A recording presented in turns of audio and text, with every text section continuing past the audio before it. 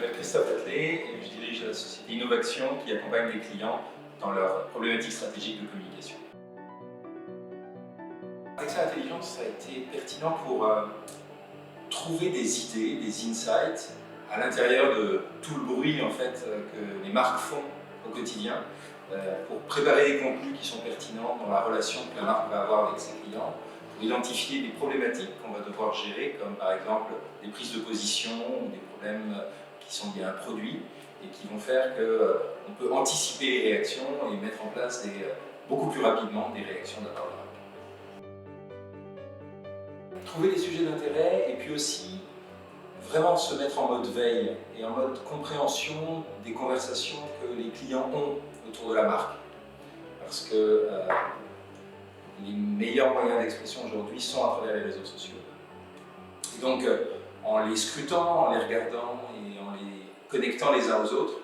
on peut à la fois savoir quels sont les gens qui parlent de la marque et comment ils en parlent. Et ça nous aide beaucoup à créer des contenus pertinents pour ces cibles-là. En fait, l'outil peut s'intégrer à plein d'endroits en fait, dans notre manière de travailler ou dans notre workflow. D'abord dans la compréhension d'une problématique, d'une marque, d'un produit, la manière dont il en est fait usage, mais aussi au moment de la création, quand on va